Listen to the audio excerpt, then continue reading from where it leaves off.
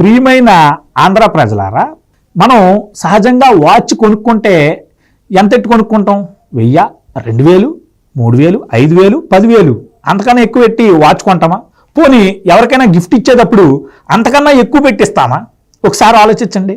కానీ మన జగన్మోహన్ రెడ్డి గారు తన పాలేరుల ద్వారా ఒక న్యాయమూర్తికి ఏకంగా 2 కోట్లు విలువ చేసే డైమండ్ వాచ్ని గిఫ్ట్ ఇవ్వడానికి పంపించాడు.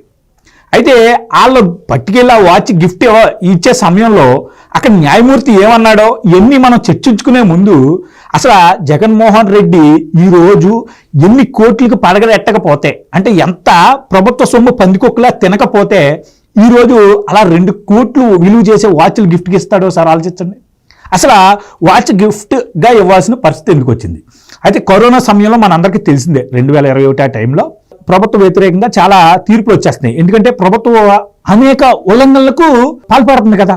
అప్పుడు ఆ సమయంలో కోర్టులు కూడా చాలా నిర్మోహమాటంగా మీరు తప్పు చేస్తున్నారని చెప్పి హెచ్చరించడం, ఈ యొక్క తప్పు చేస్తున్నారని హెచ్చరించినప్పటికీ పట్టించుకోకపోవడం, సో ఉల్లంఘనలు జరగగానే మళ్ళీ కోర్టు ఆటోమేటిక్గా చీవాట్లు పెట్టడం, అధికారులను పిలిపించుకుని మందలించడం లాంటివి చేస్తూ వస్తుంది. సో ఈ తరుణంలో ఏదో ఒకటి చేసి హైకోర్టును తన గ్రిప్లోకి తెచ్చుకుందామని జగన్మోహన్ రెడ్డి అనుకున్నదే తడవగా మనందరం చూసాం. జగన్మోహన్ రెడ్డి సహజంగా బాగా కోటీశ్వరుడు, వాళ్ళ తండ్రి హయాంలోనే 1,00,000 కోట్లు సంపాదించుకున్నాడు అనేది చాలా సుస్పష్టంగా కనిపిస్తున్న అంశం. ఎందుకంటే ఈ యొక్క కోట్లు స్వాధీనం చేసుకునే 43,000 కోట్లు ఈ యొక్క దర్యాప్తు సంస్థలో ఈరోజు మన ముందు పెట్టినటువంటి అంకీ ఏంటంటే 43,000 కోట్లు జగన్మోహన్ రెడ్డి మింగేశాడు అనేది క్లియర్ కట్. ఇప్పుడు జగన్మోహన్ రెడ్డి మళ్ళీ అధికారంలోకి రావడం, ప్రజలు అతన్ని చాలా బలంగా నమ్మడం, అయితే రావడంతోనే ఈ మద్యం, ఇసుక వీటి మీద విపరీతంగా దోచేసుకుంటున్నాడు. సో బోల్డ్ డబ్బులు. ఇప్పుడు అతనికి ఏమైనా అడ్డుందంటే ఈ యొక్క కోర్టులు పట్టించుకోకూడదు, ఎవరో ఇతనికి ఆటంకంగా మారకూడదు. సో ఈ కోర్టులు అనేవి ఖచ్చితంగా మరి ప్రజాస్వామ్యబద్ధంగా పనిచేస్తాయి కదా. జగన్మోహన్ రెడ్డి లాగా ఈరోజు అవినీతి పౌరులకి షెల్టర్ కల్పించడం, దోపిడీదారులకు షెల్టర్ కల్పించడం, ఈరోజు గంజాయి స్మగ్లింగ్ చేసే వాళ్ళకి సీట్లు ఇచ్చి మేపడం లాంటివి చేయవు కదా. కోర్టులు అందరిని ఒకేలా చూస్తాయి. ఈ తరుణంలో ఈ యొక్క హైకోర్టులో ఒక సిన్సియర్ న్యాయమూర్తి ఒక అతను ఉన్నాడు.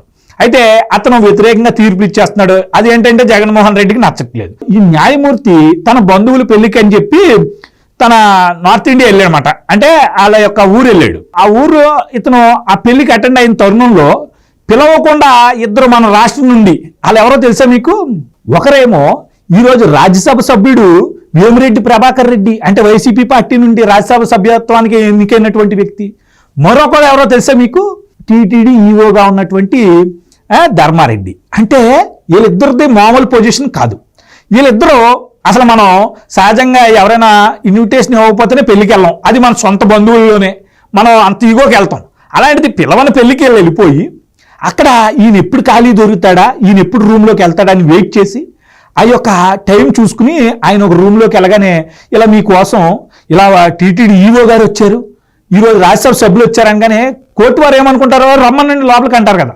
ఈయన లోపలికి రూమ్లోకి వెళ్ళగానే వీళ్ళు ఏమి అన్నట్టు లోపలికి వెళ్ళగానే వెంటనే ఒక డబ్బాలో నుంచి డైమండ్ వాచ్ని బయటికి తీసి ఆయనకు ఆఫర్ చేశారు, ఉంచండి అని చెప్తే ఆయనకి ఒక్కసారిగా ఏం మాట్లాడాలో అర్థం కాలే. 2 కోట్లు విలువ చేసే ఆ యొక్క డైమండ్ వాచ్ని చూసిన తర్వాత ఆయనకి షాక్ గురయ్యాడు. ఏంటిది, ఎవరి దగ్గరకు వచ్చి ఏం చేస్తున్నారు మీరు, లేవండి బయటికి పోండి అని గట్టిగా కేకలేసాడు. ఆ గట్టిగా కేకలేసినా సరే వీళ్ళకి నిస్సిగ్గుగా ఏమి అరగనట్టు బయటకు వచ్చేసారు ఇంటికి. అయితే ఈయన మరి ఖచ్చితంగా ఇప్పుడు తన పరువుకి భంగం కలుగుతుంది కదా. ఇప్పుడు వీళ్ళు ఇలా వచ్చి ఇలా ఒక ఆఫర్ చేశారంటే ఇక్కడ ఈయన ఎంత సిన్సియర్గా ఉన్నాడు అనేది 4 గోళ్ల మధ్యలో జరిగిన వ్యవహారం దాన్ని వక్రీకరించే అవకాశం కూడా ఉంటుంది కదా. సో అప్పుడు ఈయన వెంటనే ఎవరైతే న్యాయమూర్తిగా ఉన్నారో ఇతను సుప్రీంకోర్టుకి లేఖ రాశారు, ఇక్కడ ఏం జరిగింది, ఇలా ఇద్దరు వచ్చారు, నాకు ఇలా వాచ్ ఆఫర్ చేశారు అని చెప్పి చాలా క్లియర్గా మెన్షన్ చేసి సుప్రీంకోర్టుకి పంపించారు. ఇప్పటిదాకా సుప్రీంకోర్టు ఎలాంటి చర్యలు తీసుకోలేదు ఈరోజు వాళ్ళ మీద. సుప్రీంకోర్టులో కూడా జగన్మోహన్ రెడ్డి ఈ విషయాన్ని ప్రస్తావనకు రానివ్వకుండా ఎలా మ్యానిపులేట్ చేస్తున్నాడో, ఎలా తన గిప్పిట్లో పెట్టుకున్నాడో ఇది ఒకసారి మనందరం ఆలోచించాలి ప్రజలారా. అంటే ఒక సిన్సియర్ న్యాయమూర్తి ఇలా కొంతమంది వచ్చి నాకు ఇలా డబ్బులు ఆఫర్ చేశారు, వాచ్ ఆఫర్ చేశారు అని చాలా క్లియర్గా రాసి సుప్రీంకోర్టుకి పంపిస్తే ఎంత తీవ్రంగా పరిగణలోకి తీసుకోవాలి ఈ యొక్క అంశాన్ని, ఈ యొక్క విషయాన్ని ఎంత సీరియస్గా జడ్జిమెంట్ ఇవ్వాలి. అసలు దాన్ని హీరింగ్కే రాలేదు, అసలు దాని మీద చర్యలు లేవు, ఎవరో పట్టించుకోలేదు. ఇక్కడ మీరు అందరూ గుర్తుపెట్టుకోవాల్సింది ఏంటంటే ప్రజలారా, ఇప్పుడు జగన్మోహన్ రెడ్డి వ్యవస్థల్ని ఎంత అద్భుతంగా మేనేజ్ చేస్తాడనడానికి ఇదే స్పష్టమైన నిదర్శనం. ఈరోజు చంద్రబాబు నాయుడు గారిని అరెస్ట్ చేసి జైల్లో పెట్టేసి ఇంతలా ఇబ్బంది పెట్టేయడానికి ఇతనికి వ్యతిరేకంగా, అంటే అక్కడ ఇంకా చంద్రబాబు నాయుడు గారి కేసుకు సంబంధించి చంద్రబాబు నాయుడు డబ్బులు తీసుకున్నట్టు కానీ చంద్రబాబు నాయుడు అవినీతి చేశాడని కానీ ఎక్కడ ఆధారాలు లేవు. కానీ స్టిల్ చంద్రబాబు నాయుడు జైల్లోకి ఎందుకు వెళ్ళాడంటే జగన్మోహన్ రెడ్డి రాజకీయం ఇలా ఉంటుంది. ఇది మీరు గుర్తుపెట్టుకోవాల్సిన అంశం ప్రజలారా. అయితే జగన్మోహన్ రెడ్డి గారికి ఇది కొత్త అంటే ఇది కొత్త ఏం కాదు. మీ అందరికీ గుర్తుందా, రాజశేఖర రెడ్డి గారు, గాలి జనార్దన్ రెడ్డి గారు వీళ్ళందరూ అప్పుడు విపరీతమైన దోపిడీ, మన ఆంధ్రప్రదేశ్ బోర్డర్ మార్చి మరి మన రాష్ట్రంలో దొరికేటువంటి ఐరన్ ఓర్ని మొత్తం లేపేసి విదేశాల్లో అమ్మేసుకుని బంగారపు కుర్చీలు చేయించుకుని బంగారపు బాత్రూములు చేయించుకుని కోట్లకు అధిపతులు అయిపోయారు. మీ అందరికి గుర్తుంది కదా ఆ రోజు. అప్పుడు అంతా చర్చనీయాంశంగా కూడా మారింది. ఏదేమైనప్పటికీ ఆ రోజు ఈ యొక్క గాలి జనార్దన్ రెడ్డి జైల్లో ఉన్నాడు. సో బయటికి తీసుకురావాలి. ఎందుకంటే ఈరోజు జగన్మోహన్ రెడ్డి వీళ్ళందరూ, అప్పుడు రాజశేఖర రెడ్డి వీళ్ళందరూ ఫ్రెండ్స్ మాట, భయంకరమైన ఫ్రెండ్స్, ఒకే క్యాస్ట్.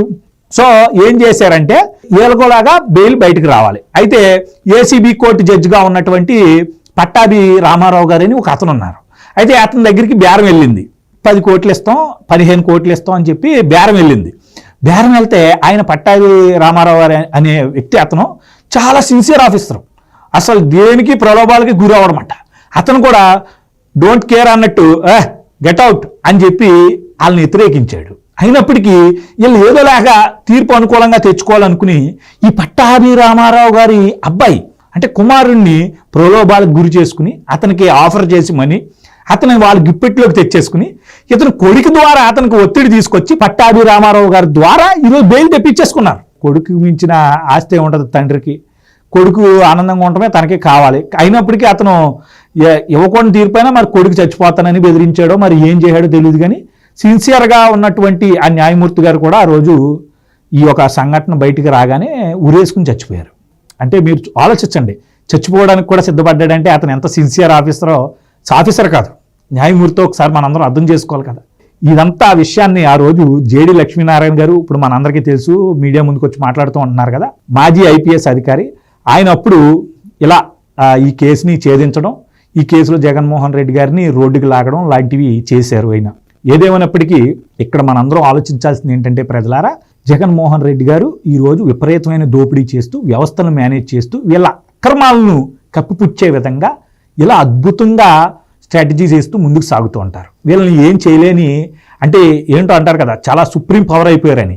ఈరోజు న్యాయస్థానాన్ని ఏం చేయలేని పరిస్థితి, ప్రజాస్వామ్యంలో ప్రతిపక్షాలు కూడా ఏం చేయలేని పరిస్థితి. ప్రతిపక్ష నాయకుడిని జైల్లో పెట్టేస్తారు. ఈరోజు పోలీసు వ్యవస్థనే ఈ యొక్క ప్రత్యేక సైన్యంలా వాడుకుని నియంత్రిస్తారు. గొంతెత్తి ఆయన క్వశ్చన్ చేయకూడదు, రాచరిక పోకడి, ఎవరిని కలవడో ఎవరి దగ్గరికి రాడు జగన్మోహన్ రెడ్డి. మళ్ళీ పేదలో పెత్తందారులు అంటూ ఏయో స్టేట్మెంట్స్ ఇస్తూ ఉంటాడు మనందరికీ. సో 2 కోట్లు సరదాగా ఎవరో ఇవ్వగలుగుతాం గిఫ్ట్. ఒకసారి ఆలోచించండి, అన్ని కోట్లు తినేస్తే ఎల్లో అలా గిఫ్ట్లు ఇస్తారు. ఇలా ఎప్పుడైనా ఏ పార్టీ అయినా చేసిందా?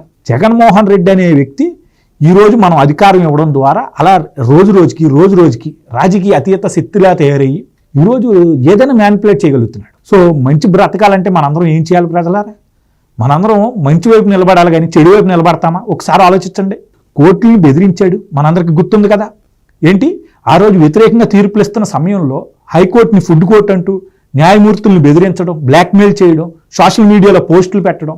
అయితే అప్పుడు ఈ యొక్క విషయం సీరియస్ అవడంతో సిబిఐ విచారణ జరిగింది. సిబిఐ విచారణలో వైసీపీ శ్రేణులు కొంతమందిని అరెస్ట్ చేయడం, పాపం అమాయకులను అరెస్ట్ చేశారు, పెద్ద పెద్ద తలకాయలను వదిలేశారు. ఇప్పుడు విజయసాయిరెడ్డి వ్యతిరేకంగా పోస్ట్ పెట్టాడు, మరి విజయసాయిరెడ్డిని ఎందుకు ఏమనలేదు? అదేవిధంగా మీరు అందరూ చూస్తే ఆ ఫారంలో ఉంటాడు ఒకడు, ఎవడో ప్రభాకర్ రెడ్డి ఏదో ఉంటుంది ఆడి పేరు, అచ్చి గేలే ఉంటాడు కదా, ఆడు అంతే ఇష్టారీతిగా కోట్లు నట్టుకుని తిట్టేశాడు. ఎప్పుడైనా టీడీపీ అలాంటి పనులు చేసిందా? జనసేన అలాంటి పనులు చేసిందా? బీజేపీ, మన రాష్ట్ర బీజేపీ కానీ ఎవరైనా ఏ పార్టీ వాళ్ళైనా అలాంటి పనులు చేశారా? అంటే వీళ్ళకి వ్యతిరేకంగా తీర్పు ఇచ్చిన వాళ్ళు తట్టుకోలేని పరిస్థితి, కోర్టులను తిట్టేశారు. మరి కోర్టులు సుమోటోగా కేసు తీసుకున్నప్పటికీ ఏంటి చర్యలు?